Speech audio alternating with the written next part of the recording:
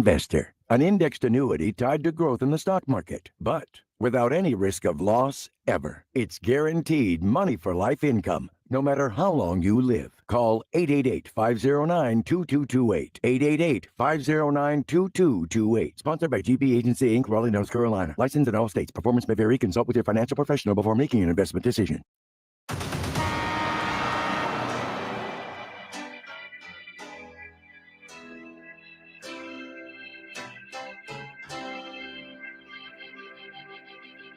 Now, from Wichita's most listened to sports radio, 97.5 and 1240 KFH. This is Sports Daily with Jacob Albrocht and Tommy Kester.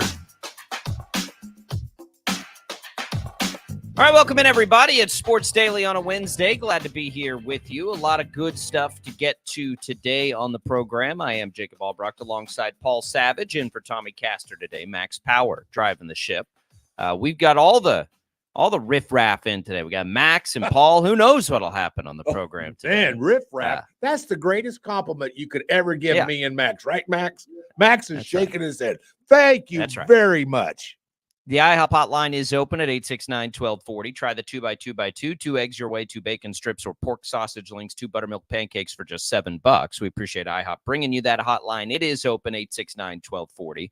You can also get with us on our social media, where we have a video stream going for you right now. That is out there on Facebook. That is out there on YouTube. That is out there on X. I will repost that now so you can find it on my X feed. You can do all of that, and you can leave comments there. We love having that opportunity for you. If you're not by a phone, if you can't call in, you can comment us, and we'll get those out over the air and read through those as well throughout the program today. If you're listening to us on the radio, we really appreciate it on KFH. If you have to leave the radio, no problem, because you can stream us at kfhradio.com or always for free on the Odyssey app. So download the Odyssey app, and you won't ever miss a thing with Sports Daily. You can also go back and podcast prior shows on that as well. We've got 2 text giveaways today. We'll give away some Damn Jam tickets. We will give away some HTO. So those are out there for you. Coming up on the show today, we'll talk a little Royals, of course. A very disappointing outcome yesterday. Sort of the same issues we've been seeing. A non-existent offense for the most part in that game. Can't take advantage of a great pitching performance in that game. So we'll get into that.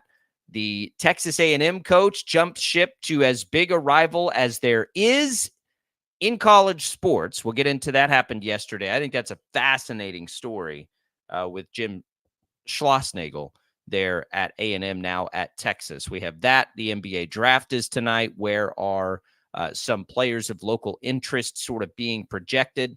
Of course, the Bronny James piece of that is interesting. The Jacksonville Jaguars have stadium news that have us wondering about the Chiefs. We can get into that as well. A lot of good stuff on the show today. Paul, how are you this morning? I'm good, man. That is quite a lineup. I think I kind of like it. Yeah, it'll be a fun show. It's going to be. It won't, maybe not so much fun here as we get grooving off the top, because we get to talk about the Royals. And my gosh.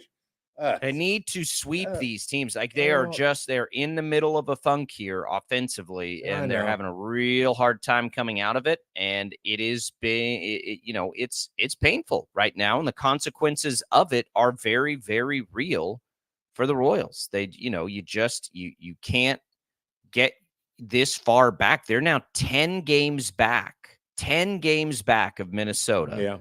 Yeah. Of the wild card. Baltimore lost yesterday.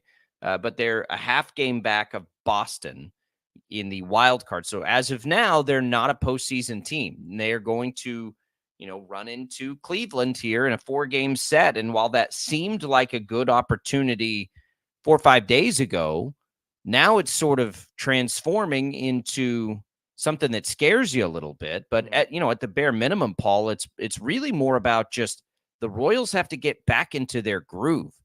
They are just not hitting the ball at all. 4 hits last night.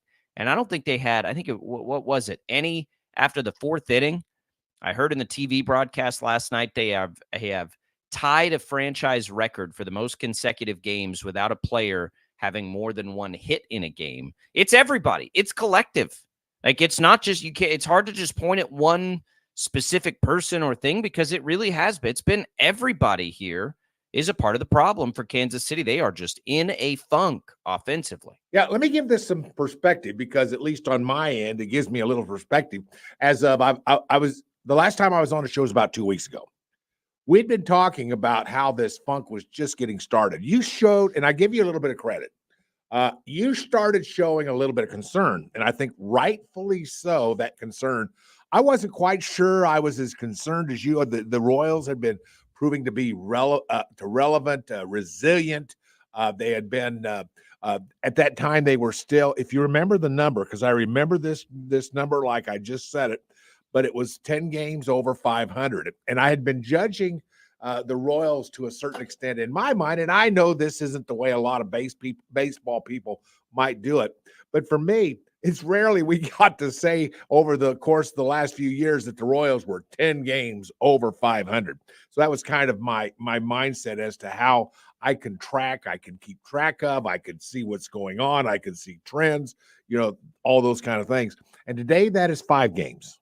So in literally 2 weeks, last time I was on the show 2 weeks ago, 5 games, now 10 games then. And that's sort of the way I'm judging this. And this is a funk. And you kind of, and I got to give you credit. It's not my job to make you look good, although I don't mind doing that. But you were right, because you were expressing concern. And I thought, well, Jacob, and I may have even said this, this is baseball. I mean, we're talking about June. And at that time, we were talking about the middle of June. There's still a lot of baseball to be played. You seem to have a little more concern than I did.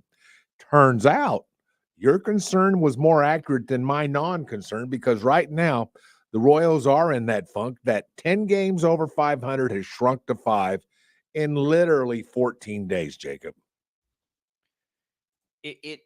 It's everything all at once. It's that's a good way of spiraling putting it. out. That's right. It's spiraling out on the Royals while the Guardians have stayed hot. And they're good. That's right. You can't control what the Guardians do. Yeah. Can't do it. That's right. They're going to do what they do, and it appears they're really, really good. Right. And so at some point, you sort of don't worry about that. And I think we've reached that point for sure. I'm not worried about the Guardians anymore. I'm not worried about running them down in the AL Central. That seems like too steep a hill to climb. I agree. Because no matter how well they play now, you also need the Guardians to stumble a little bit. And that seems like a silly thing to focus on. Can't focus on what Cleveland does, except for when you play them directly. Mm-hmm. But you can focus on a wild card spot. There's 3 of them now. And the Royals are very close to a winning percentage that historically gets you into the postseason. Now, they have lost some games here recently that put them probably right under the line you'd like to be at. So, I think for the Royals at this point, it's all about just playing well enough to remain in the wild card picture. And look, if they win, 90, 92 games, and this is the year that's not enough wins, that's just sort of bad timing, right? And I don't know, I don't want to go down that road quite yet, because I think it's still very much in, the wild card is still very much in reach for Kansas City, obviously. So but at some point the Royals are just sort of like, when you're playing this poorly, you just need to kind of play against yourself. Like, just play better.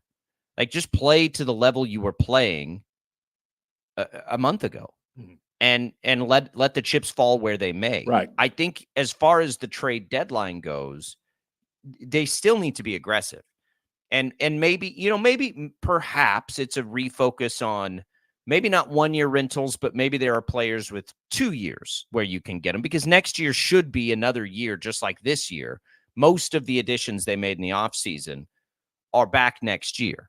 So there's no question the team needs additions, though. Like, they need some more juice, because it's just not there right now. And it's not been there for a long time. It's not like we're just looking at a week here. We're looking at a month, basically, mm-hmm. where they have just not played well at all. We're to the end of June.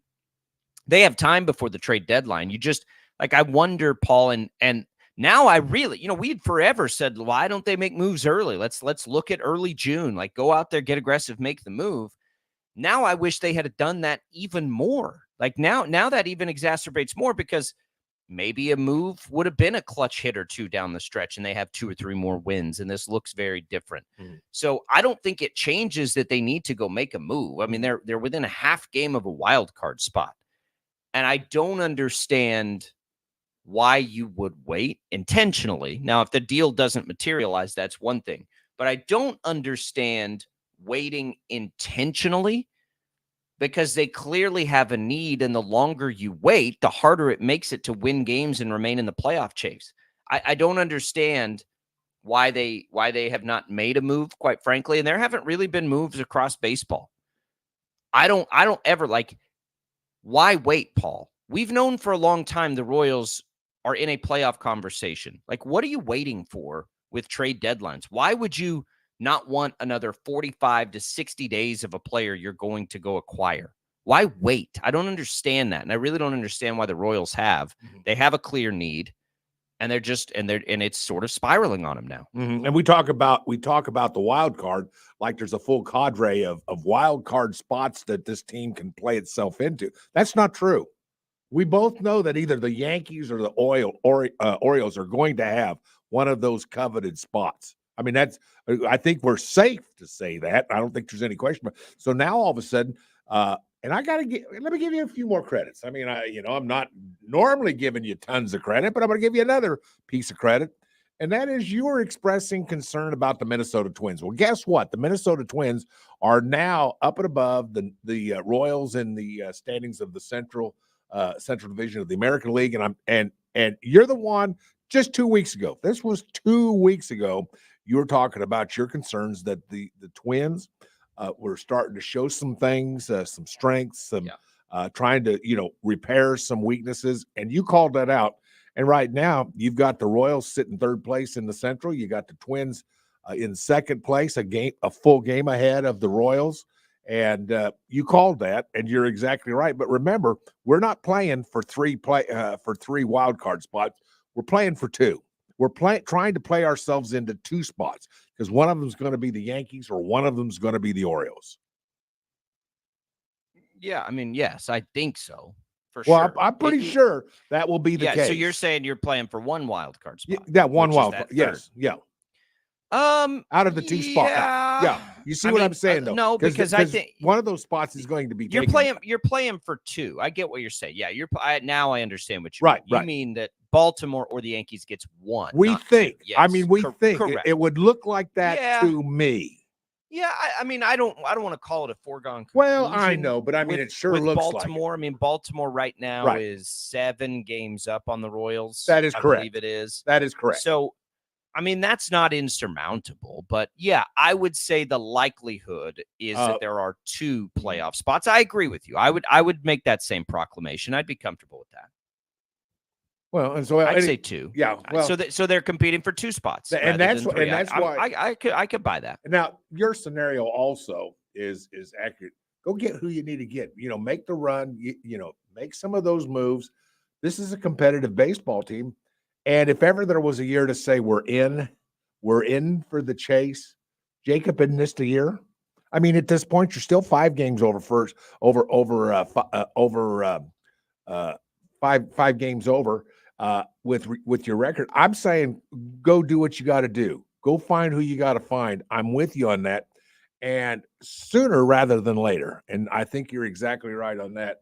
But it can be frustrating, and the last couple of weeks watching the Royals play sometimes gets a little frustrating, if you get my drift, because this is a team that just a little over 2 weeks ago was 10 games over 500, and now they're not. So, but you called it. I got to give you credit. Well, I didn't call. Look, yes, you did call it. I've been an optimist with the Royals, but you can see that they don't have enough yet. And a part of the optimism is that they would go add what they needed to add. They're not doing that. And so, yeah, over time, when you look at the lineup, I mean, you can just know that there are too many players not performing at a high enough level that you can't really project out to be what you need it to be. By the way, why is Nick Lofton pinch hit for Michael Massey last night? That bothered me. I don't know. Michael Massey is one of the players who has actually hit the ball this. I know he's just coming back from injury, but let's go now. We don't need to be pinch hitting for Michael Massey right I got you. But there are too many holes in the lineup. It's too easy and glaringly obvious to see upgrades offensively that are, too many players offensively who are well below average. And that's, over time, like it's this weird dynamic, Paul, because they're so far ahead of schedule that people had, but that's not an excuse because they've been so far behind schedule for 3 years now. You just don't to me, the biggest urgency here, is that the franchise has been, the fans have not had anything to root for, and you got to take care of your fans first and foremost. But it's like you cannot waste the level of starting pitching that they've had this year. You just can't. It's so rare to get the pitching in the rotation that they've been able to get this year. It will seem like a monumental failure to me if they waste that pitching. Well, and so it also doesn't seem like it's some crazy task to upgrade the offense. There are spots in the lineup that have been so bad, almost anything would upgrade it, right? And so, when you think about those two things and you see this and you see them struggle, to me, I'm like, why have they not done something to help this offense? Why have they not, Hunter Renfroe coming back hopefully will help. Michael Massey coming back will hopefully help. But there's still holes in that lineup that can be, addressed. There are underperformers, certainly, but there are also players that you can just get better. You can just get better. Rick says if they trade limited farm system, it will kill any future. Rick, I think we've talked, they don't have a good farm system. They're not going to trade anything great in the farm system away because they don't have that kind of inventory right now. I'm not saying they need to go and sell the farm for a player. I'm saying they need to go find a 35, 36-year-old bat who a team just doesn't want to pay anymore. That doesn't cost you anything but money, basically, right? And maybe a way down the line, not even registering on a weak farm system's top prospects list. I don't think they have much of a farm system to mortgage, so I don't worry too much about that. Their call-ups are there. And you got to build around Bobby Witt Jr. You got to build around Salvador Perez for two different reasons. Perez is getting older, obviously. Bobby Witt Jr., you may not have him forever after this contract expires. You've also got a good starting rotation, one of the better starting rotations in baseball. These are things you cannot waste. You cannot waste a year waiting on some low Class A, 17-year-old bat that might be good down the road. You can't do that when you have the opportunity that sits in front of them. And by the way, even as bad as it's been, that opportunity still sitting in front of them. They're in a fine position to make a wild card, which is, no longer the crazy one-game scenario that it used to be. It's fine. Just get in. Just get your ticket into the postseason. And that's what they got. It's not too late for that. Yeah. It's definitely not too late for that. Well, and in the same vein, you got to win games against teams like the Marlins. Well, sure. You got to play better. I mean, the Marlins are 28-51. You can't be giving them 2-1 games. You just can't be doing that. I mean, you're going, if you split against say you're in a 4-game series in later in the summer with the Cleveland Guardians. A split, you might take a split. I don't know. Maybe you take a split. Maybe you'll take that 2-2. I don't know. But I can tell you right now, you can't lose to teams like the Miami Marlins. They're horrible. Those are games that you have to win. And when you come back to analyzing the Royals at the end of the year, you look back and you say, we tried to compete with teams like the Guardians, but man, you got to take those games. You can't lose a 2-1 to the Marlins. Don't even get me started. Oh my gosh, I'm sorry. It reminds me of the A's. It reminds me of the A's series. You got a great performance out of Seth Lugo. You pace, and I know that I said, and I misspoke yesterday. I misspoke yesterday about the pitcher for the Marlins. He hadn't pitched in a while. Now, I said he was one of their better pitchers. Turned out he was actually pretty good last night. But it's a dude that has pitched 5 innings this year and has kind of been banged around and not really a part of anything. You can't go up against that dude with Lugo on the mound, get a brilliant performance from Lugo. 6 innings, only allows 2 hits, 8 strikeouts, no earned runs, and you just throw it in the toilet. Mm-hmm. Very frustrating. You can't do that. You can't do that. 4 hits against the Marlins. The Marlins have been dreadful. Marlins have one of the worst bullpens in baseball. Right. Give me a break. Right. Can't do that. Yeah, home? Bobby Witt Jr., you can't strike out 3 times. You just can't do it. Get it right. Get hot. I don't know what else to say. Day baseball. I always say this in baseball. There's nothing better than day baseball following an absolutely inexcusable loss, because you can just wipe it away real quick. And they get that today. Yep. At least take the series. If they lose that series, Paul, I'm Oh telling my gosh. Oh gosh. If they lose that series. No pressure today. We'll Yeah. talk about tonight's match, or today's, I should say. It's 1:00. You'll hear it right here on KFH. I'll tell you we'll what. have more on that. Yeah. We'll have more on that throughout the show. Right. Paul, let's come back. Let's talk about the NBA draft. There are a couple of local names that you'll want to watch. I know most people know about Johnny Furphy. There's another one, I think, of some fairly interesting local ties that we'll get into in the draft tonight. That's coming up. It is listen, I'm going to fully admit it. This is the worst tease in the history of radio. It's a really boring draft class. So you know what? Let's come back and let's talk about that really boring draft class. No, we'll hit you on the local things and touch on maybe the Bronny James piece of it. I do think it's interesting. There was a trend of this in the NBA a long time ago. There's a lot of international flavor. It's all cyclical. It feels like everybody wants the next, all the, some of the best players in the world, basically all of them, Paul, all the guys in the conversation are international players. So what of course are we going to see? Right. A lot of international players drafted. Yeah. If you're from Paris, you're loving this draft. Right. Top 3 guys in the draft will probably be out of France. Yeah. And I think it's an opportunity then to go find some American players for some of these teams. We'll get into it. Sports Daily rolling forward on a, what day is it? Wednesday? Yep. Hey, before we go, let's set up our first giveaway here. We'll switch it up. I think we did Damn Jam first hour yesterday, so we'll give HTO first hour today. Beautiful. It's our text to win contest. Beautiful. More than 20 flavors of iced tea available: East Wichita, West Wichita, and in Derby. You can also get some free reign coffee. Listeners can enter the contest by texting the keyword TEA to short code 20357. You can enter once per 24-hour period. Message and data rates apply. That's T to 20357. Good luck, everybody. Sports Daily rolling ahead on a Wednesday. We'll be right back.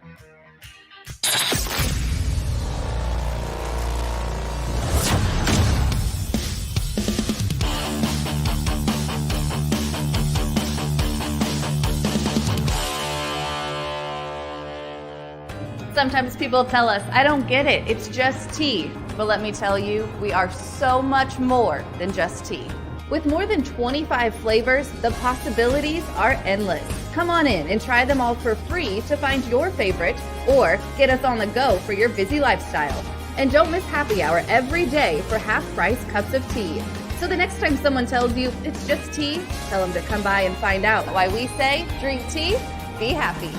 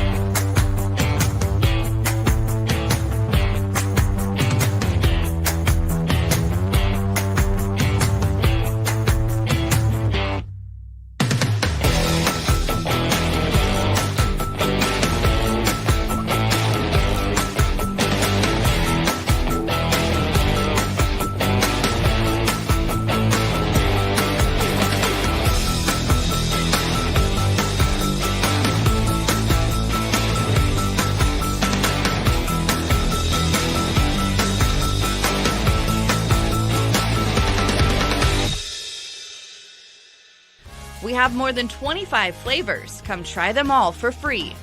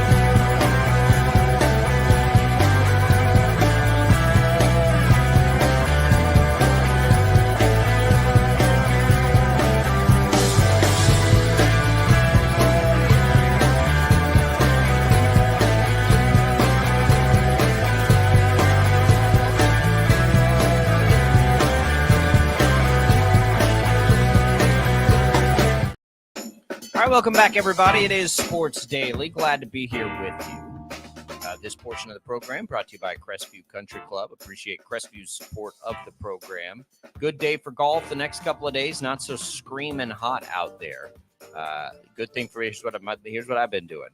Tommy and I, both members out there, I've been playing a lot of night golf. What do they call it? Twilight golf. Get out there after I get home from TV. Pop out for 9 holes, no big deal. Get that set up, get out golf, spend a couple hours. And really, it just takes me about an hour and 15 minutes while the family's at the pool oftentimes. So they have all kinds of memberships that you can take advantage of, just social memberships. You can get the golf. You can get sort of a mix in between that. Just give them a call. Tell them we sent you at Sports Daily. We appreciate Crestview Country Club and its support of the program. Paul, let's talk a little bit about this NBA draft tonight. So this is a really interesting draft class, because it's not chock full of American stars.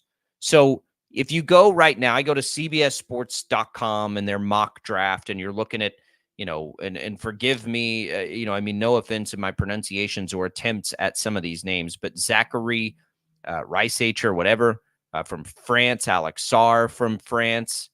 Then you get a Kentucky player, Reed Shepherd. UConn's got a player in there, but then you get Tidjane Salon in there. So that's 3 French players. I'm seeing Serbian players mixed in there as well. One name to keep an eye out, Matas Buzelis, who is probably going to be about a top 5 pick. He's been playing in the G League. You might recognize that name. That's one of our local interest players, Paul. He played at Sunrise Christian. Mm-hmm. He was #1 recruit in the country, went to the G League. He's outstanding. So that's a name to watch tonight. I mentioned there are 2. Johnny Furphy's the other, who is, by the way, projected into the first round by CBS Sports right now to Cleveland at 20. But Matas Buzelis, keep your eye on him, too. He played at Sunrise. So a little bit of local interest there, which is kind of cool. I think it's a lot of – go ahead. No, I was just going to say, to a certain extent, the NBA draft has matured to a point where, although it's always been important, it's always been hard for even second round guys to make teams and that kind of stuff. It's been a weird thing, but with the worldwide interest in the NBA and all the leagues that are outside of this country, it's fascinating because the quality of basketball is getting so high so fast.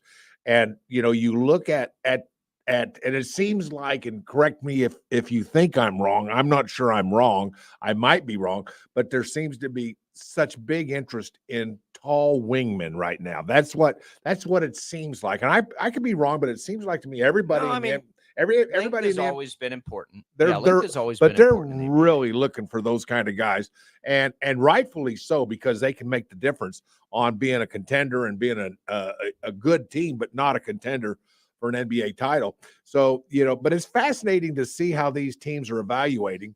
And we've seen in the past, what's the name of the big center down at down in San Antonio? It's a shame. Victor Wembley. Wembanyama. Yeah, Wembley. Yama. Wembanyama. Yeah, Wembanyama. Thank you. Just call him Wemby. Call Just him Wemby. That's what I was going to just do. But anyway, and the fact that he's on a horrible basketball team, but you can see what kind of talent is outside this country. And you look at what's going on, and I'll tell you, it's just fascinating. The NBA has kind of got me hooked on the draft here over the last few years, because the NBA, unlike, at least in my opinion, or what I had observed over the course of the last 20 years, it's important now, and it's a big deal. It is a huge deal. I think part of that is because so much talent is available through the world, not just at the college level, but through the world, and that's really a lot of fun. Here's what I would say. The NBA is a little bit cyclical, but none of this should surprise us that if this is a wildly international draft. I pull up a rankings list from, we'll call it CBS Sports. Right. And everybody's lists are going to be they're all sort of different a little bit, sure. Joel Embiid, international player, right? A little different because he played at Kansas, but international guys, not an American. Nikola Jokic, not. Giannis Antetokounmpo, not. Shai Gilgeous-Alexander, again, played college in America, but he's Canadian, right? Luka Doncic. Most people have that group of five more or less as their top five. You have some older stars, Kevin Durant, LeBron James, those guys, Kawhi Leonard. But they most of the time now people are taking those five somewhere as their top five. I think that's a pretty consensus top five in some order. Luka, SGA, Giannis, Jokic, and Embiid. All of them are international players. Now, a couple of them played college in America, so that's a little bit different, right? But they're still not American players. So I think that you have these trends in all of sports, but it's happened. We've seen this before. Remember, there were conversations that Darko should go number one way back in the day. There will be, and I am not an NBA draft expert. I haven't watched 1 second of any of these Frenchmen play basketball, nor have I seen, I don't know, the Serbian player Topic that's in there. I don't watch these guys play.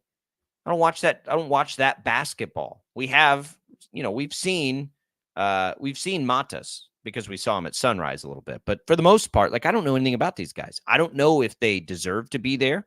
I don't know if there is some, we need to go international because all the best players in the league right now are international. I don't know, but I think it's probably, I don't know. I think it's probably some combination of both, Paul. To me, it feels like in this draft, there are going to be some really underdrafted American players that are going to really pay off for some teams. Where in the past, just a few years ago, you might have seen Jokic or Luka slide down a draft board in their grade. I think the opposite of that's going to happen here. And there are going to be some great Americans that slide down and how did they let that happen? Can I give you the name of one guy to kind of keep your eye out for tonight and then on into the NBA?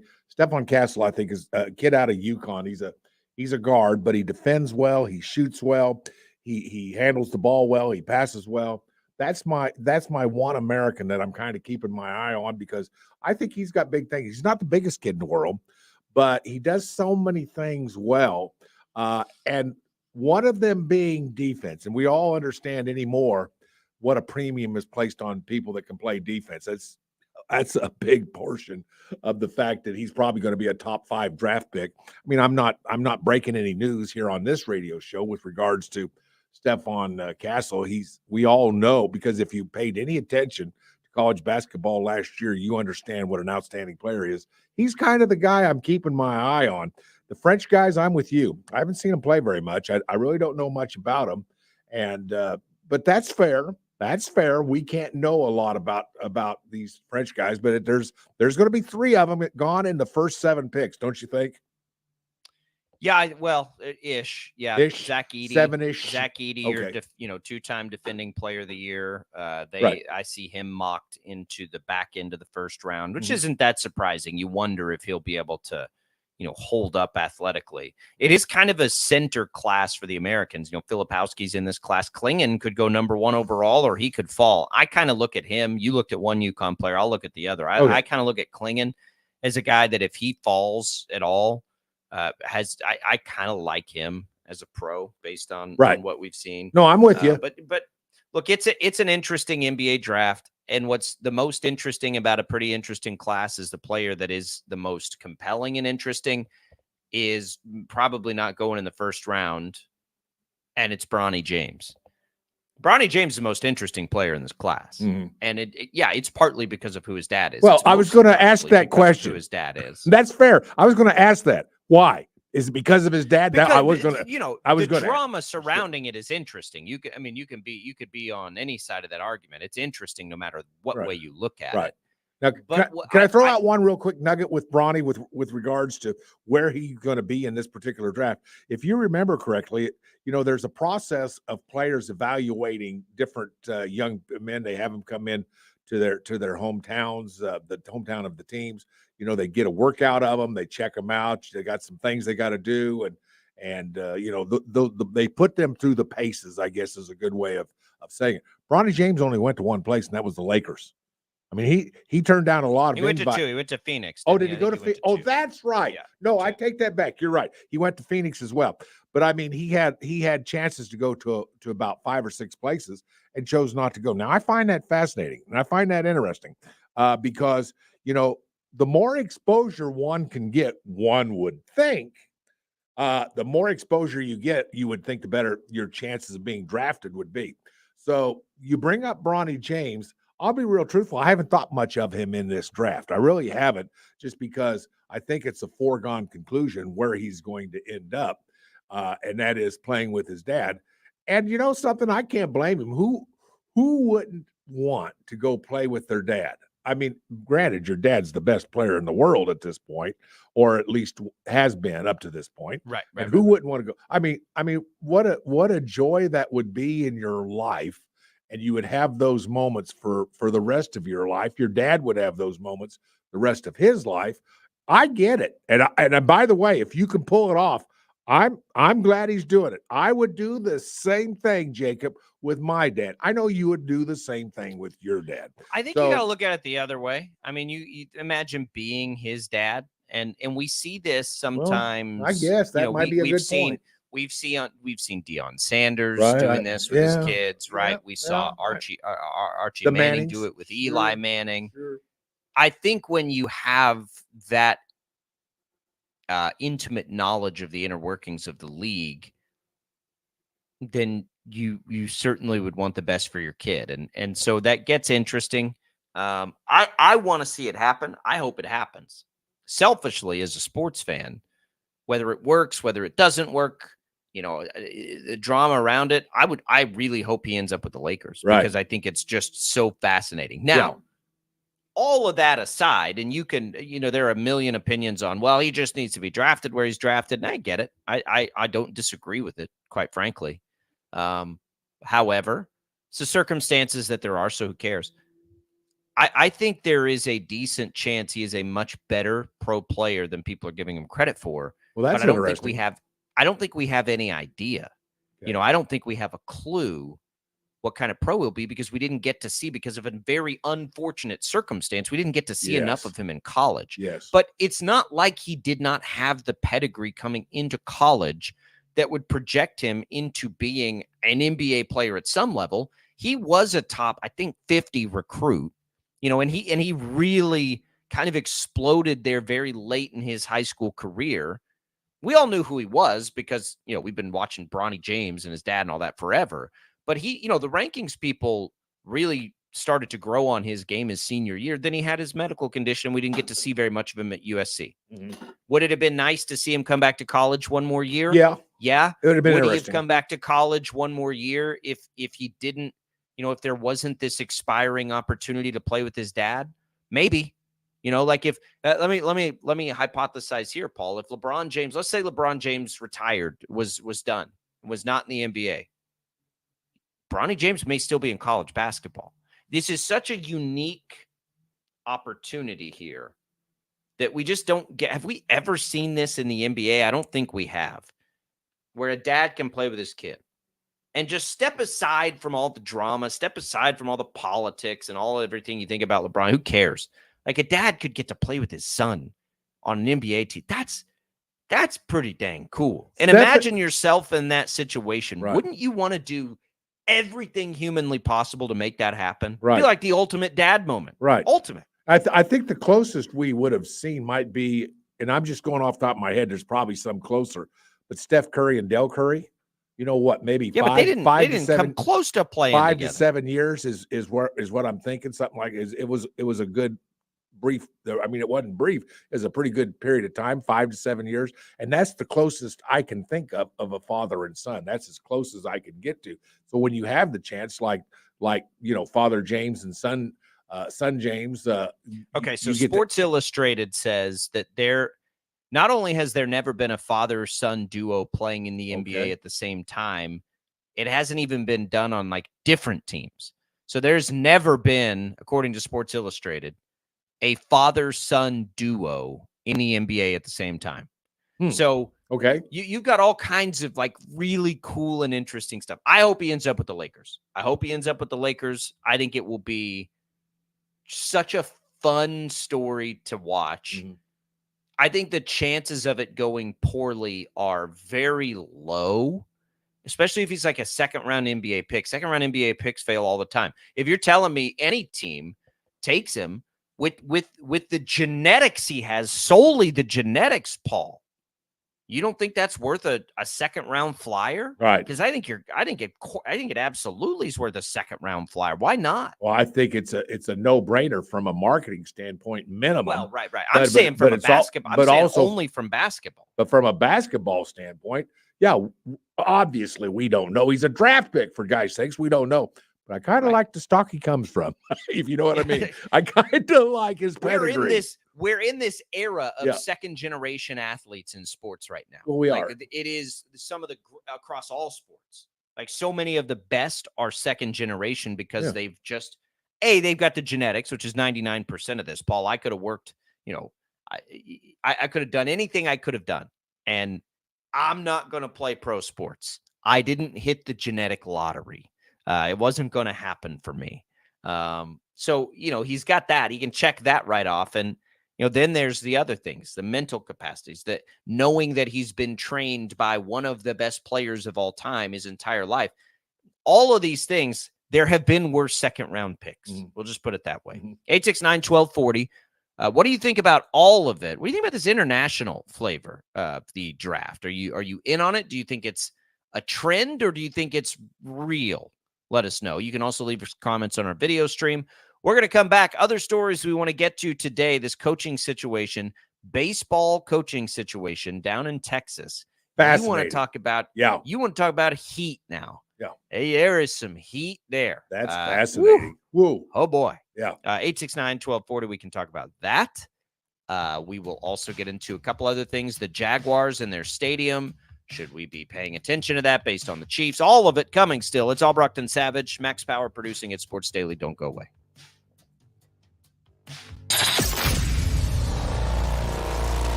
Sometimes people tell us, I don't get it, it's just tea. But let me tell you, we are so much more than just tea.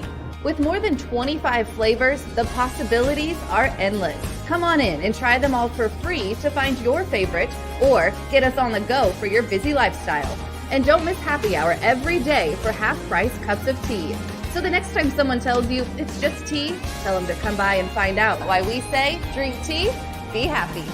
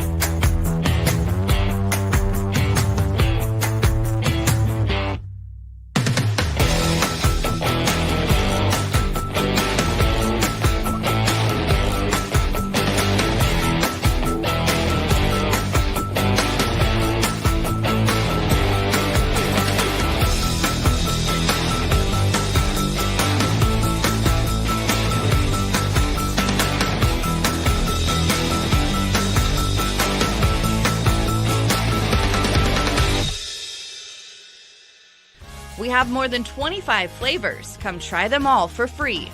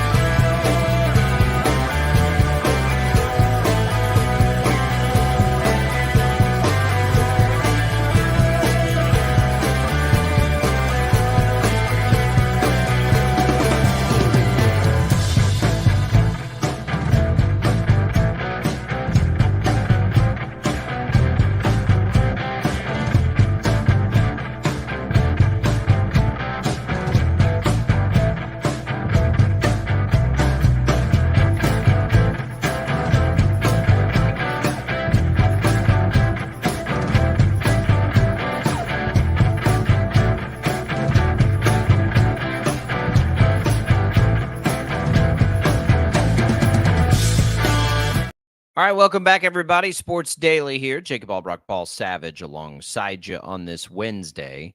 We're going to get into a couple of other stories and then get you ready for Royals Day baseball in the next hour. Want to talk about the baseball coach there, Schlossnagle, down in Texas, and what's happened there. It's been very, very interesting as he is switching things up a little bit and going kind of across the street there to now a conference rival, one of the biggest rivalries in college sports. So we'll get into that.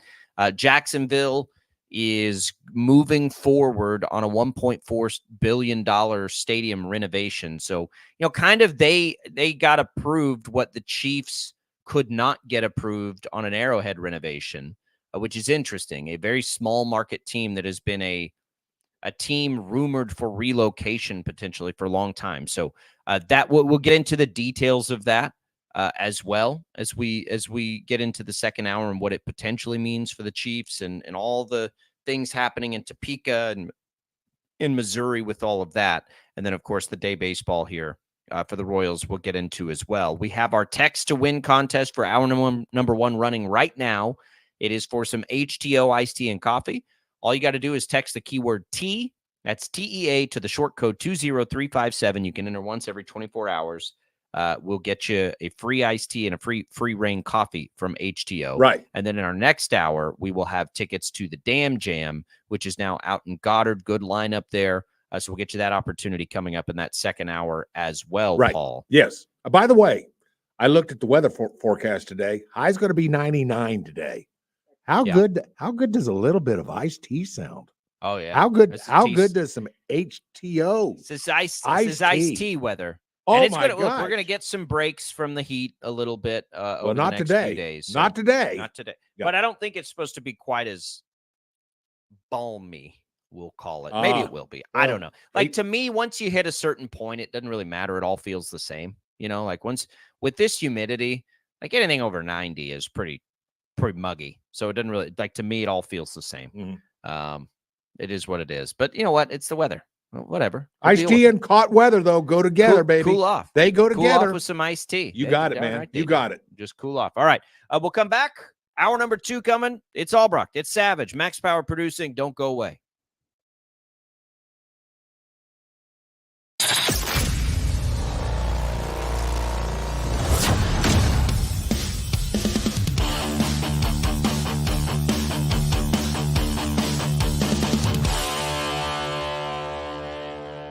Sometimes people tell us, I don't get it, it's just tea. But let me tell you, we are so much more than just tea. With more than 25 flavors, the possibilities are endless. Come on in and try them all for free to find your favorite or get us on the go for your busy lifestyle. And don't miss happy hour every day for half-price cups of tea. So the next time someone tells you it's just tea, tell them to come by and find out why we say drink tea, be happy.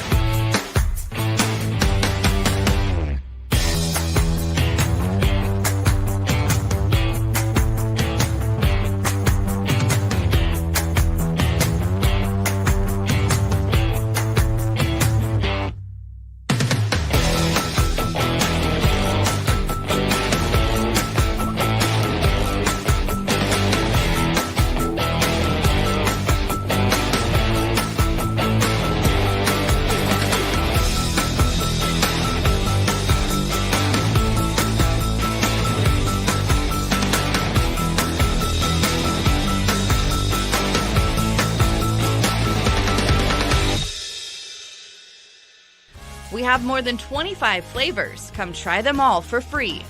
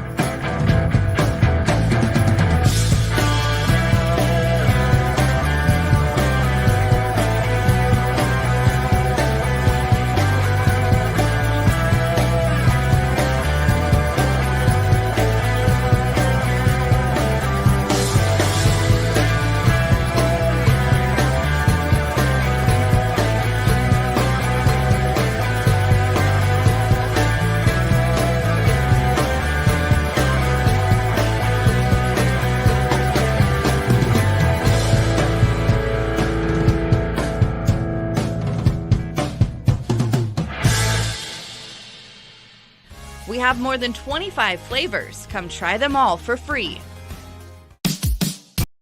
This is Sports Daily with Jacob Albrocht and Tommy Kester. All right, welcome back, everybody. It is Sports Daily. It is Jacob Albrocht alongside Paul Savage in for Tommy today. Max Power in for Jad today. Welcome in. I am getting right now set up our video stream. So forgive me, I'm running the stream today. Normally, Tommy and Max handle that, so we're pulling double duty. So I just resent out on X the video stream, which you can find there on X. You can also find it on Facebook and on YouTube. You can watch us there. You can go back and listen to anything. Those get archived there, which is kind of cool too. And then, of course, if you're not able to listen to us on KFH at any point, you can find us for free on the Odyssey app or at kfhradio.com. We will get to the Royals and the day baseball that they have in front of them in just a little bit. We'll preview today's game specifically. A couple of stories we'll touch on here in this hour at minimum. Jacksonville and a new stadium renovation nearing final approval. And the Texas A&M baseball coach, fresh off an appearance in the College World Series in a decisive game loss, immediately goes across the street to Texas. So we'll get into both of those. Let's start with the Jags here, Paul. So the Chiefs in Jackson County, basically they had a plan for Arrowhead. The voters resoundingly said no. In Jacksonville, and look, the politics on all this are different because different places do things a little differently. In Jackson County, it went up for a public vote. In Topeka, lawmakers approved this through star bonds without a public vote. In Jacksonville, the city council there voting 14-1 to approve the agreement between the Jags and the city on a $1.4 billion renovation. It would appear that does not also go to a public vote. And theirs is for about 55% of the work. The Jags will pick up the tab on the other 55%. There's a lot to unpack there. They don't have to go to a public vote. So it's impossible to know, right, what the appetite for these things would be if it was at a public vote. We know what they were in Missouri with the hottest franchise in sports, basically, in the Chiefs. So what do you make of this for the Jaguars and what they were able to get accomplished here that they've been working on, God, forever, it feels like? Well, for Jacksonville, Florida, for the residents of that city, this is a big deal. It's a big deal. Man, it's hard to get an NFL franchise. They don't just give those out, and it's hard to get somebody to move to your city. And anything that would put the jeopardy of that franchise, if I lived in Jacksonville, Florida, I'd say, wait a second, what do we need to do? What do we got to accomplish to get this team to stay? And that's what they did, which makes me wonder, what are you thinking if you're a resident of Kansas City, Missouri? Now, Missouri, I'm talking about Jackson Missouri County. Yes, I'm talking about. You're thinking billionaire owners ought to pay for their own toys. It's probably what you're thinking. I'm thinking to myself, well, wait a second. We may be having a little standoff here, and you'd better be ready to accept the results if you guess wrong. And by the way, you're a billionaire owner. You got to be a billionaire for a reason. You understand business. You know the value of a dollar. You know what to do with those dollars. That's how you got to be a billionaire. And one funny thing, billionaires don't like losing their money or giving their money out when they don't needlessly need to do it. That's a fact. That is a fact. So what I'm saying is that it's a contrast of two situations, two towns, two, I guess, constituencies. One says, no, you go ahead. If you want to become the Kansas City, Chiefs and the Kansas City Royals from Kansas, then go ahead and do it. I mean, it's just on the other side of the river. They're not going to move very far. But I mean, to me, it's just like day and night. One town wants them. One town says, but I understand that the town that says, isn't going to really lose them. All they're going to do is cross the river. And maybe that's coming into play. Jacksonville doesn't have a lot of leverage. They either say, well, we're going to San Antonio, or we're going to Memphis, or we're going to someplace where there is no NFL franchise, but one that would accommodate us size-wise and all that kind of stuff. That's what could happen. And I'm telling you right now, that Jacksonville said, no, we don't want you to leave. Because billionaires are funny about things when it comes to their money, if you know what I mean. Yeah, look, I think there's a couple good points in there. The risk for Jackson County voters in reality has been very small. Kansas has swooped in basically to make sure the Chiefs aren't leaving the region. So, you lose some tax dollars there if you're Jackson County, but you don't lose the Chiefs. That threat isn't there.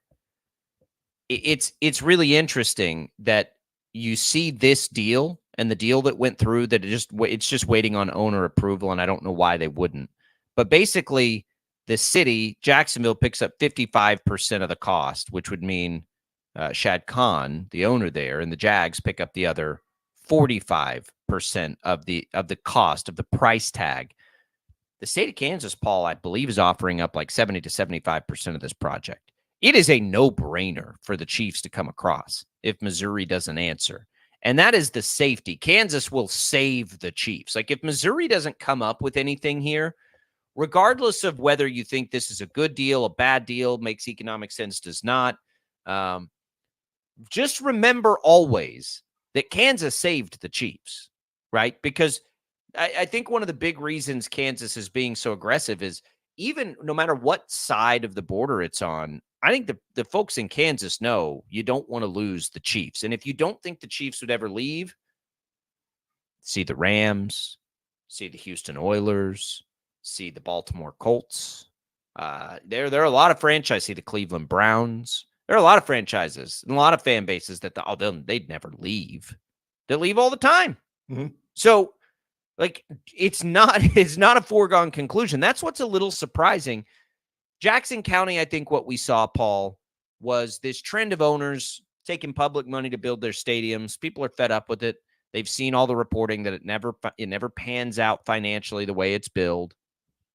But at the same time, there's a lot of intangible things that come along with it, which is why it's so fascinating as the state of Kansas has entered the conversation. But it is pretty interesting that the Jaguars, who have never won anything, and have been, they've had some good seasons mixed into the last couple of decades. They've had some pretty good runs, but they could find a way to fund 55% of this. Can somehow this, and again, it gets into the politics of the region. I don't know Missouri politics, certainly don't know city and county politics in those specific areas, but I would think that Missouri will counter with something. But if we have this laid out in front of us and it's 55% in Jacksonville, is Missouri really going to get much better than that? And if it's only that, and the Chiefs are staring 70 to 75% from the state of Kansas, well, isn't that a no-brainer if you're the Chiefs? I think it is. You're going to go where you can get 70% of it. I think you are. And the Hunts have money. I don't know if you knew this or not, but the Hunt family has a little money.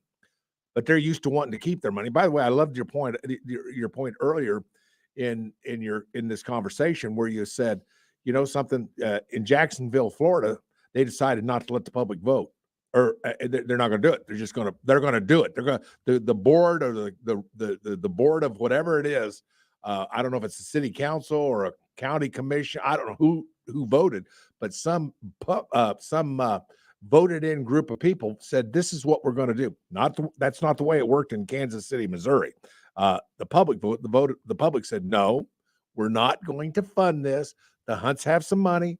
They can get their hands wet a little bit in this whole thing too. So, and there's a huge difference in that. And here again, we're talking about, we know that the Kansas City Chiefs are going to end up if the worst comes to worst, Kansas City Chiefs and Royals are going to end up on the other side of the river. Well, big deal. If you live in Kansas City is basically one big city. Even when you cross the river and go from one state to the other, it's still considered. I do it all the time when I'm in Kansas City. You don't even think about it. So with that being said, it's because you got to get your bets in, right, Paul? You got to cross the river. Well, you got a point there. That's not a bad point. That is not a bad point, because there's obviously some things that the Chiefs can probably do from a legislated standpoint with regards to gambling. And I don't know what they are. I'm just saying, I imagine there are some things that can be done. I mean, without touching the product on the field. I don't mean that at all, but you know what I'm talking about. But anyway, I think it's going to be fascinating to see what happens. Personally, I'd love to see the Chiefs and the Royals both move to the Kansas side because, in Kansas, we've always had this, well, we're not big enough for anything. We're just not big enough to have, some sort of sports franchise that would be considered major league. Now, you're from Texas. I mean, you've had 2 baseball teams in the majors. You have 2 NFL teams. You've got 3 NBA teams. You've got, I think, isn't it just 1 hockey team? Is it 1? I think it is just 1. 1 hockey team. So, I mean, you've had major league sports your entire life in the state of Texas. You're used to it and probably take it for granted. Yeah, but not anywhere near where I'm from. Well, though. but I mean, you have the pride, the Texas pride, and Texas. And I'm going to say this in a general way, but I think you'll agree with me. People from Texas have a unique pride about where they're from more than many, many, many other states in the union, including Kansas, if I might say, including Kansas. Texas a lot of people would call it arrogance. I disagree native with Texan would. I don't have I would probably agree with it, but I don't care. Like I think that arrogance is a point of the pride, and I haven't been there now in a decade. But but it's unique. Here's all of this. When I see Jacksonville and I see 55% on their renovation, and by the way, good for Jacksonville. I want that. I love when there are succeeding and thriving sports franchises in some unique places. Jacksonville would be one of those. I think you're right. I like it too. I'm happy for them, but when I see they have worked for, I think it's like 16 years on this deal. When I see they're offering up 55%, when I see in LA and in Denver, the owners picking up the majority of the tabs on their stadiums, when I look around the country at how these things are playing out, and I look at the situation in the Kansas City region, it's every single day, I think more and more that the Chiefs are going to come to the state of Kansas. I just don't think the state of Missouri is going to be able to match what is being offered to the Chiefs in a star bond by the state of Kansas. And I think they're going to come across. That's amazing. Everything points to it, Paul. Everything points to it that's happening around the country. Teams aren't getting this kind of offer anymore. And here this one sits in front of the Chiefs. That's right. And one of the interesting things about that is you look at the state of Missouri with 2 very, very populous cities. I mean, inside the state of Missouri, of course, with Kansas City and St. Louis. And basically, that means you're going to be down to basically 1 major league franchise, aren't you? You're going to be Blues and the Cardinals. Well, I guess 2. You have 2. No, 2. So you're going to be down to 2. You've lost your football. You lost your but they don't your NBA team football. A long time ago. They don't lose football or baseball. That's the thing. The fans don't lose anything. No, that's here. A good point. That's a good point. The fans don't lose a thing. The fans don't care. The fans are going to they just drive to a different address. It doesn't take them any longer to get there. It makes no difference whatsoever to the fans. Right. The fascinating part is what difference does it make to the state? Mm-hmm. And is there enough incentive? And look, I think too often we look at things in a black and white way when there is gray in almost everything. Uh-huh.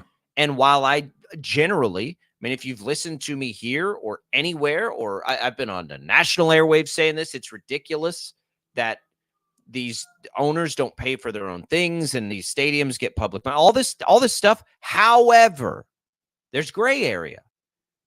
And you can look at it even more locally. Look in Wichita. Mm-hmm. Could you imagine Wichita without Intrust Bank Arena? Could you imagine Wichita now without Riverfront Stadium? I don't think there's any question that there are reasons to do it, and different places have different reasons. And, in Wichita, the city of Wichita needed those things to keep up with, an evolving society where you need to be attractive to draw people in. And if you're talking about from a state level, Paul, we're looking at the opportunity here at an NFL franchise, which means you could have Super Bowls played in the state of Kansas, which means you could have drafts in the state of Kansas. That is an opportunity the state of Kansas perhaps has never sniffed before. Right? Like this, if the state of Kansas from a cultural, from a cultural standpoint, what would ever come close to what it would be to bring in an NFL franchise Impossible. to the state of Kansas? Right, it's impossible. And also there's this unique opportunity where the Chiefs coming to the state of Kansas, in theory, and I would even say most likely, doesn't impact you and I and what our tax situation here is in Wichita very much, if at any at all. And hopefully if you project these things out and you do it right and the lawmakers do their job, it doesn't cost us a thing. It's a sales tax added to the area of it being used. But man, now you've got all these other things. The World Cup is coming to Kansas City. What if the World Cup is coming to Kansas? You know what I mean? That's right. And I think part of the World Cup will come to Kansas. I think the Sporting KC facilities will be used. It's just wild to imagine. Now, is that as big a deal in LA? No. LA doesn't care. LA doesn't need LA, and that could have something to do with why that stadium was basically privately funded, is because you could tell people in LA, hey, we need to raise your taxes out in California even more to pay for a football stadium. They'd be like, no, we don't care. We don't need that here. Like that's not enhancing the footprint of LA. It's LA. Do they need that? No. Kansas sure could use it. Couldn't we? I think we so. don't have anything like that. Never have. Right. Well, I guess I've got a couple of questions for you. You're bringing things to my mind that makes me think. And one of them is there will there be a residual, some sort of disgust with the Kansas City Chiefs, Kansas City Royals? And if there is, what percentage of Missouri people would say, you know something, they left Missouri, Kansas City Chiefs, Kansas City Royals. I'm a fan. Care. To heck with it. I'm not following it. So, absolutely not. So there's not going to be. Well, see, I thought there might be 5%, 10%. 5%? No, 5 people, maybe 5 people. Okay, well, good, because I thought there could be. I think that's crazy, but also, rarely do we give kudos to politicians. This isn't a political show, that's for sure. And rarely do we even talk about politicians. But in the case of this Royals and Chiefs moving to the state of Kansas, I got to get hats off to the Democratic governor and to, I guess, the Republican House of Representatives and Senate, and say, you guys work together and you got this thing through. You didn't have to go in front of the people. You guys took care of business and gave the state of Kansas a chance for something to happen. Quite frankly, it may never happen in our lifetime, yours or mine, or maybe even your children's Well, they did it. lives. They did it with sports betting, and I think that was the precursor to all of this. That might be right. But yeah, I do think. I think in the state of Kansas, you have, generally speaking, reasonable decisions that are made most of the time. I mean, there are outliers to that. Of course there are. Right. But that also, like the people that have the appetite to be state lawmakers, Paul, we're not talking about the spotlight seeking leeches sometimes involved in like national government. You're talking about state politicians who, generally speaking, are people that have been successful. I think most of the time people have been successful in some walk of life who want the best for their state, right? I think when you start to localize politics, you get more of that. And so, yeah, I do think it's important that smart people, and oftentimes smarter people in these avenues than you or I, generally across party lines, agree that this is a unique and good opportunity.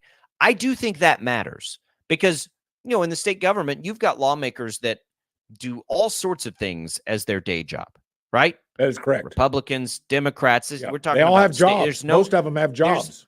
There's no like glory and fame in being a state politician. Most of us don't even know who our own representatives are. And that's, it is what it is. But the fact that you get that group of people together across both political aisles, and they all can look at this and agree this is a chance and an opportunity worth taking for the state, I think that matters. I do think that matters.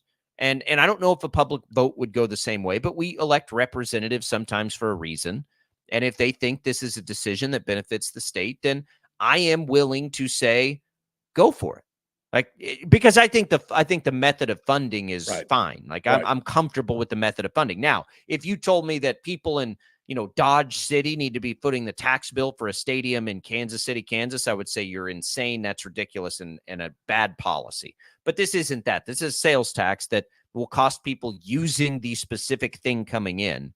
And I like Star bonds, by the way. I especially like them for this state. They have a because purpose. I think you do need. That's right. Well, I think you need to incentivize things to come in. It's there's not the inherent population base to attract these businesses in. So get them in here, right? And you hope it grows. So yeah, I think. Look, the more of this I see Jacksonville. I see the length of time they've worked on it. I see the price tag they're willing to pay after all that work, and it's at 55%. The offer from the state of Kansas, I don't think Missouri's going to match it. I don't think they could match it if they wanted to match it. And I would tell you that I think the Chiefs are coming to Kansas. I don't know about the Royals. It sounds like it probably could be both, but I would say at least the Chiefs. I think they're going to be. Well, before we get out of this segment, I want to point this out. I don't think there'll ever be another Green Bay. When it comes to a major league franchise of some sort, whatever the sport, the days. I mean, you just had Jacksonville. Well, but Jacksonville is still 1 million population. And by the way, it's the largest. Do you know what? Jacksonville, at least I think this is still the case. Do you know Jacksonville is the largest city in the United States by square feet or square miles? I didn't know that. I found this out about a year ago. I thought that was kind of interesting. But, Green Bay, have you ever been to the city of Green Bay, Wisconsin? I've not. I have. We played professional indoor football against the Green Bay Blizzards a number of years ago, and their stadium, indoor stadium, is like a block away from Lambeau. That's a small city. There's nothing to that city. It's got a downtown Hutchinson. I mean, it's so Jacksonville has the largest population in Florida, but it doesn't have the largest metropolitan population in Florida. That might be the case. But the point is that Kansas may never ever get this chance again, particularly if that stadium is built. I don't think it will. I don't think Kansas would ever have this opportunity. Never again. So you take advantage of it now, because if they work out and they get a new stadium, or they spend $2 billion on a remodel, if that's the case, whatever it is, that's going to last years in my lifetime, and we'll never see this opportunity again. And quite frankly, I'm kind of excited about being from a state that has 2 major league franchise. I kind of like it. 3. Sporting KC's already up there. Well, okay. Okay. I got you. All right. Look, I still want to say I'm indifferent to where the Chiefs end up. I do think the Chiefs need to stay in the region. No, you wanted Kansas. No, don't you want Kansas? I think so. I think I've come around to it. But it's not like I'm not some great cheerleader for this. So I don't want people to misunderstand. I am very intrigued by it. And I would tell you this, if I was a decision maker that had to vote on it, and it's already been voted on and signed into law and all that stuff. But if I were one of those lawmakers, I think I would have voted yes. I think I would have voted yes to the Star bond. I'm almost certain I would. I don't have all the details in front of me, but I get it. I get why the risk. I get the risk reward component of this that makes it something the state should be interested in. And the other part of it is too, the risk of losing the Chiefs from the region is also high enough that I would say, you know what, Missouri can't get it figured out, can't get out of your own way on anything politically these days. Kansas will take care of you. Don't worry. We'll make sure they're still around here. It's a wild story, but this Jacksonville thing makes it. I mean, it makes it even more for me think that the Chiefs are going to be in Kansas, and the Royals part in that I think is still a little more up in the air, because I do think they'd like to be a downtown in Kansas City. So I think you could see them, in different places. But listen, they're not wanted in Kansas City. They're not wanted in downtown Kansas. Well, I don't know. They better start winning some baseball games against Miami Marlins. I got you. I'll tell you that right now. Yeah, I got you we'll there. Get into that in just a little bit. Let's take our break here. We'll come back. We'll talk about Jim Schlossnagle down in Texas and the baseball and switching and going to your rival and all that. We'll also get you prepped on that Royals baseball today. Let's set up our second giveaway today. The Damn Jam, one of the hottest festivals this summer in Goddard, Kansas, July 19th and 20th. You can see Brantley Gilbert, Stone Temple Pilots, Dustin Lynch, Jody Messina, and many more. If you want to go, we're giving away pairs of 2-day general admission tickets. All you got to do is text the keyword PARTY, P-A-R-T-Y, to the number 20357, and you could be on your way to that epic festival experience. You can enter once every 24 hours. Message and data rates apply. The winners will be announced Friday at 6 o'clock. Good luck, everybody. That's PARTY to 20357 for 2-day general admission tickets to Damn Jam next month in Goddard. Don't go away. We'll come back. More Sports Daily right after this.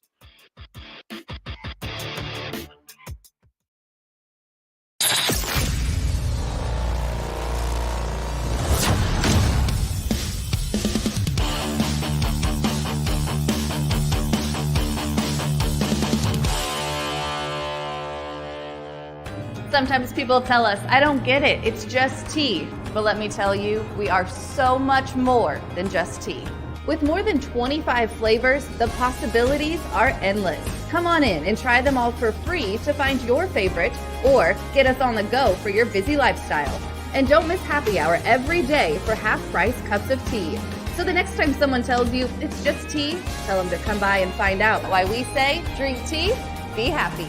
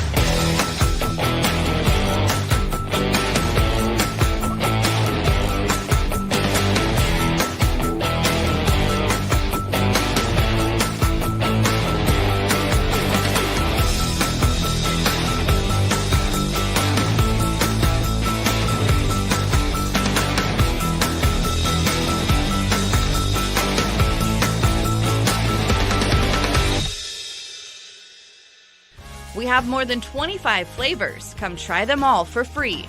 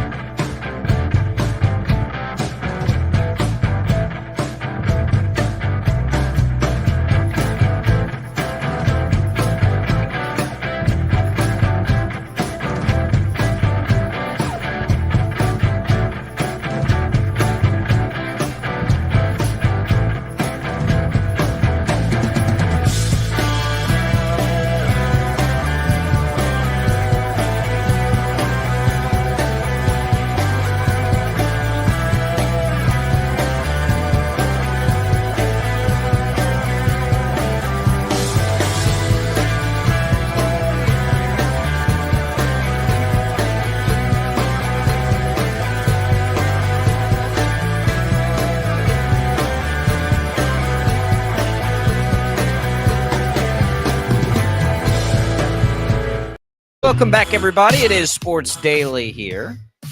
We appreciate Prairie Fire Coffee for getting us fueled up. Mornings at KFH. The staff enjoys a great cup of coffee from Prairie Fire Coffee. Right here. Good luck to our people trying to get some of those Damn Jam tickets. Again, that's just party, PARTY to the number 20357 via text message, and data rates apply. Good luck on those. We'll give those away on Friday. Paul, there is this story. Texas A&M just lost the College World Series in a decisive Game 3 to Tennessee. Shout out to Hayes native Dylan Dreiling. But the losing team, Texas A&M, is coached by Jim Schlossnagle. Now, you might remember his name if you follow college baseball because he built TCU into a bit of a powerhouse. Yes, he did. Goes to A&M, now jumps ship and goes essentially across the street to Texas. And what is one of the most heated, genuine hate rivalries in college sports, A&M and Texas. There is not a greater big brother, little brother dynamic in college sports, in my opinion, than Texas to Texas A&M. Texas A&M puts their disdain for Texas in their like school song. It's so bad. There is a raging jealousy among A&M people to Texas. They've had this SEC thing to boast about for a while. Now Texas is also in the SEC, and now their coach leaves A&M and goes to Texas. I mean, you want to talk about instantly becoming a public enemy number one. My goodness. Jim Schlossnagle with a bold move to go to Texas here, Paul. That's woo. Wow. They got to play each other. Yeah. He's got to show his face in town. That's right. You got to recruit the same kids that A&M's going to be. But you left one word out that I thought was kind of interesting in describing Texas and Texas Texas A&M and Texas. You left a word out. Maybe you said it and it scooted over me. I was talking to our producer for just a second. You may have left this word out. The word hatred. Now, I don't like using the word hatred. I always told my kids, you don't hate anybody. So I hate that. No, you don't hate anybody. You don't hate anybody. You should never hate anybody. But guess what? These two organizations and universities and athletic programs hate each other. And you're from Texas. I'm not lying when I use the word hate, am I? No, And it's as bad as there is in the country. It's bad. And so this is not only is this, significant in terms of, Texas is getting a whale of a good baseball coach. I mean, they're in the university in the United States that if Coach Schlossnagle said, I'm open to coming to your university if you want me. There isn't a university in the country, I don't think, that wouldn't say, let's get this worked out. I mean, that's how good he is. I mean, he's the real deal. And he's going to the University of Texas. And I'm thinking to myself, this is a dynasty in the making. Now, part of this goes back into the current athletic director at the University of Texas was the athletic director when Schlossnagle was at TCU. So that makes a difference. They know each other. They respect each other. They have this desire to work together. They like each other. They trust each other, most important. And so we make the move. But this just isn't any move. This isn't somebody going from Tennessee to Memphis. This isn't somebody going from KU to K-State. This is not that. New Mexico to New Mexico State. This is not that. This isn't even Ole Miss to Mississippi State. This is different. This is totally different. And don't misunderstand either. This isn't even Alabama Auburn. Like, no, I'm not saying this because I'm from the state of That's a good one. Thank you. I grew up farther from Texas and Texas A&M than I did from Oklahoma and Oklahoma State.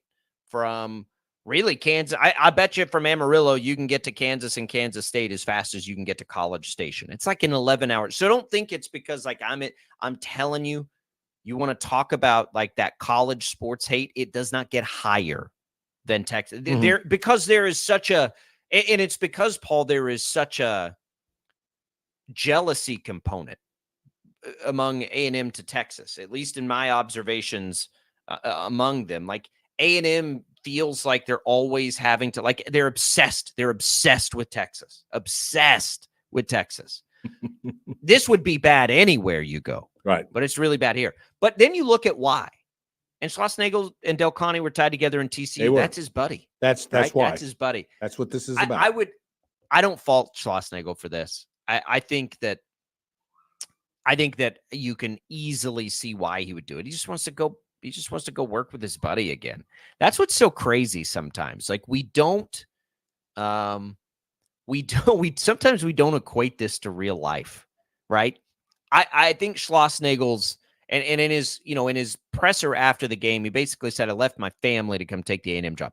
Like he already made that part of the difficult decision to leave TCU.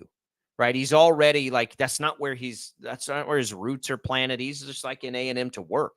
So if you've already had to make the difficult decision to leave, your place, which is TCU, was there for almost 20 years, I think, then going across the street to work with your buddy, it's not that big a deal. Well, we would do that stuff all the time because, and here's the other part that we never give coaches enough.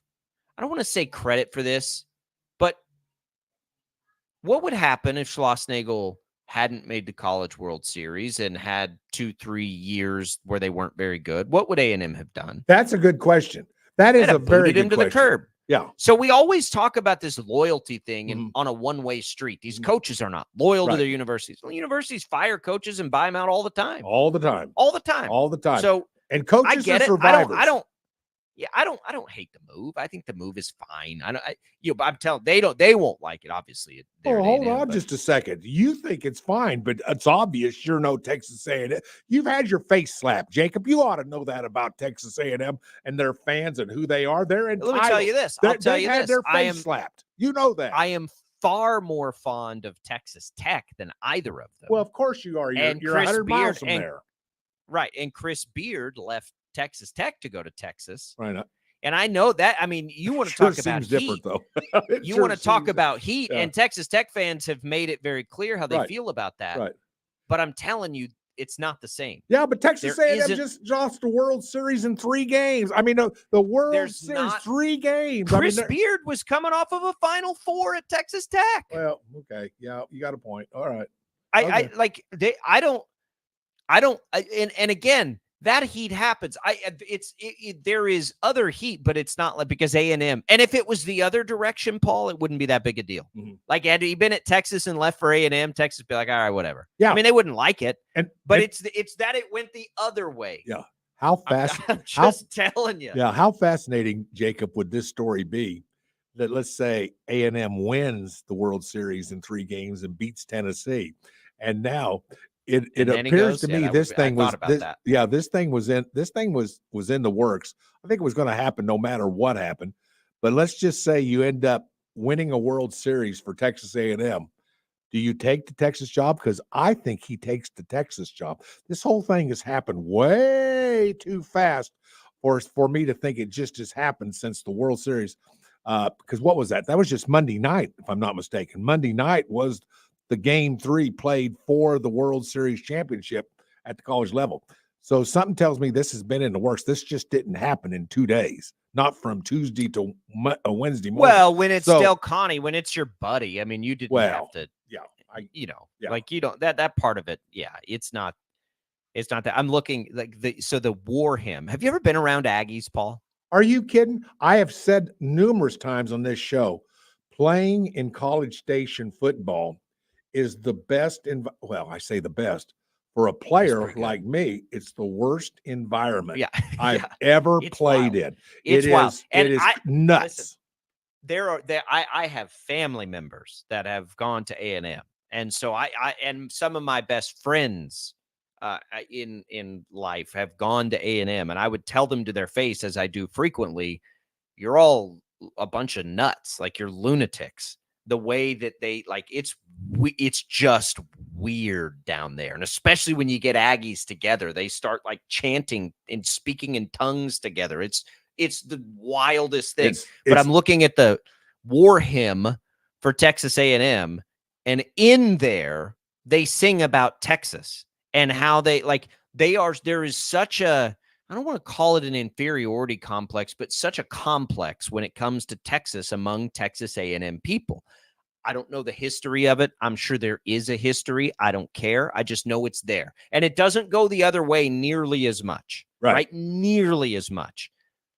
Well, and to see it go that direction with a coach like that coming off of a college, it's just like, I'm just laughing. I'm like, God, how is he ever going to go on the road to College Station and coach a game there? It's going to be insane. Even at the baseball level, it's going to be crazy. And by the way, I know a lot of people have bucket lists, that list that you want of things that you want to do before you Texas pass away. Baseball's on the bucket list. Yeah. Well, I'm talking about Texas A&M football. Oh, going to a football game? I'm talking about if you want an experience like you've never seen before, and I know this sounds crazy. How could it be that way?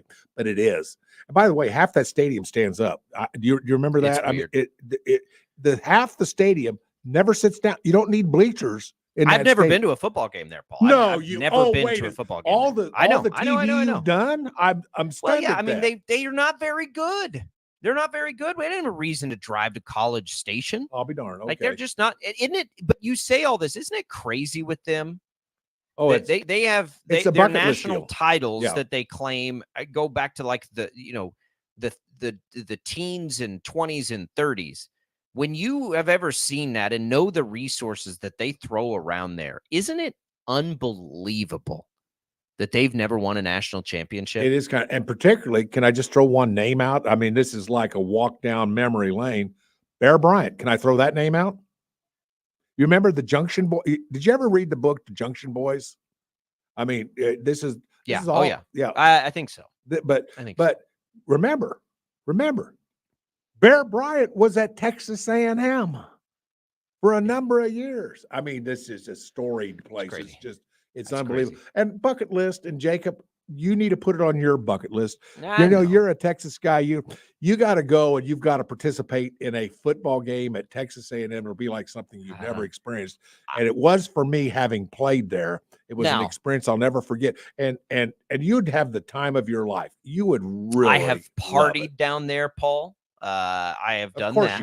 Of course. I have, we used to get in my buddies, like beat up Camaro and literally drive across the state to just go party in these college towns. And we partied. We went and met up with our friends that went to A&M, and I'd have a hard time at a football game, not just like laughing at everybody. I'd get beat up, because it's weird, man. It is very strange, but I have fun with the strange. Yeah. I appreciate the strange. I do. Yeah. Again, that would be where you're going. So many family members who are great Aggies, but it's just odd. And so this happening.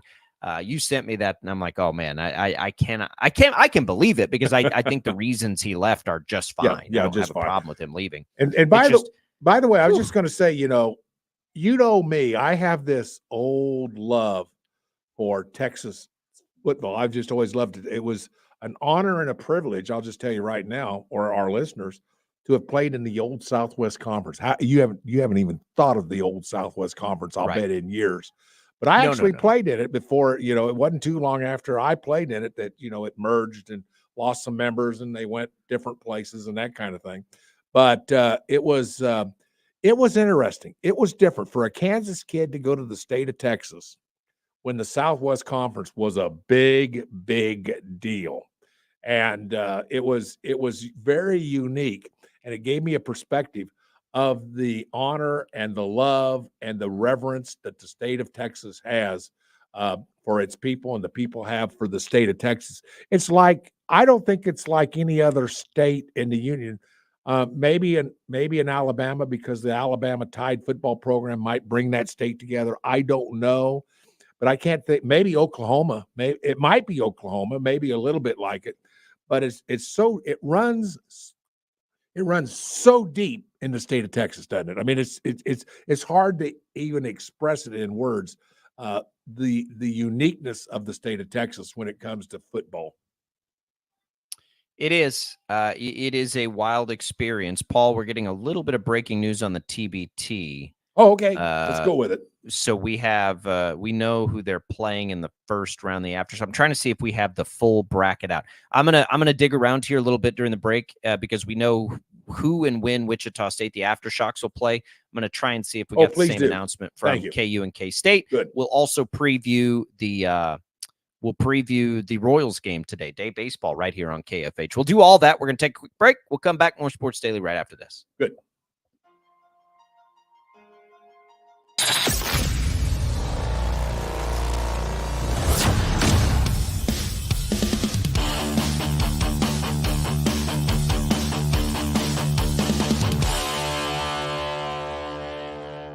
Sometimes people tell us, I don't get it, it's just tea. But let me tell you, we are so much more than just tea.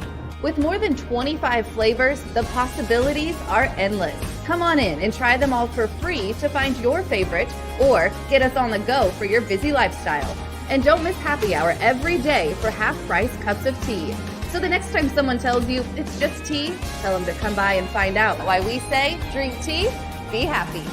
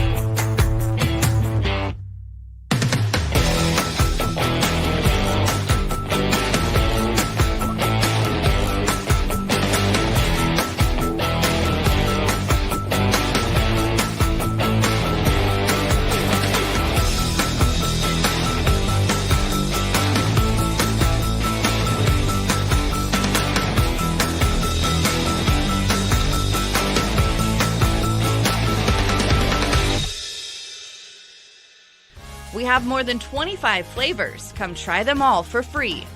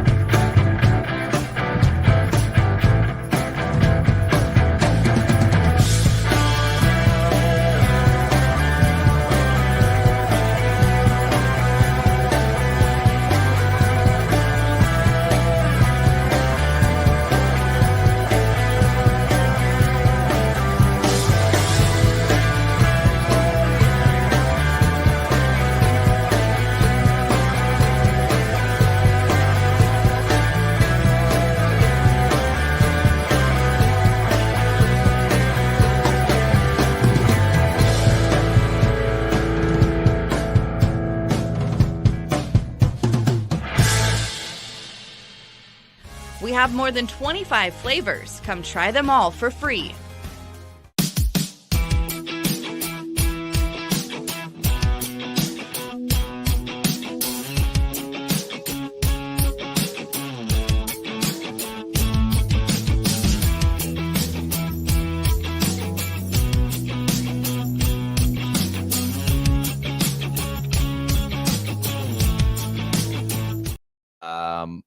The other thing that just popped in, and I want to make sure we get to this because we have just a minute here, Paul. The TBT sent out its bracket.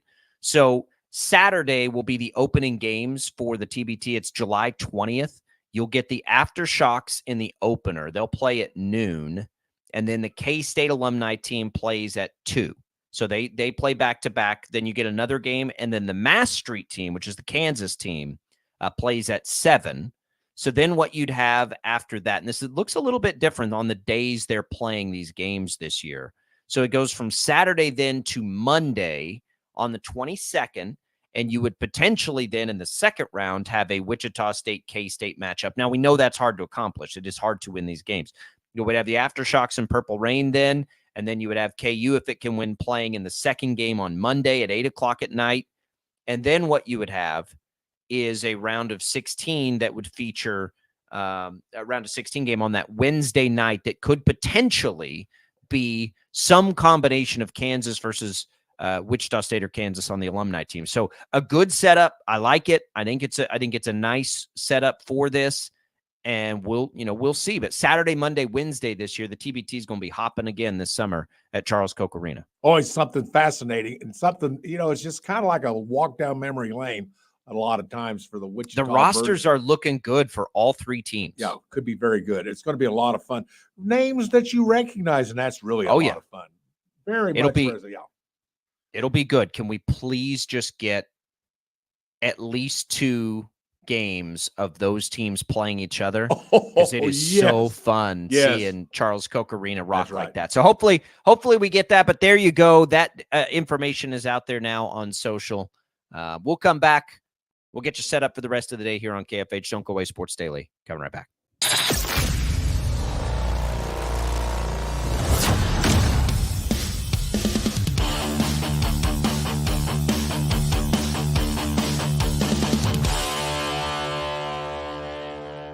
Sometimes people tell us, I don't get it. It's just tea. But let me tell you, we are so much more than just tea. With more than 25 flavors, the possibilities are endless. Come on in and try them all for free to find your favorite or get us on the go for your busy lifestyle. And don't miss happy hour every day for half-price cups of tea. So the next time someone tells you it's just tea, tell them to come by and find out why we say drink tea, be happy.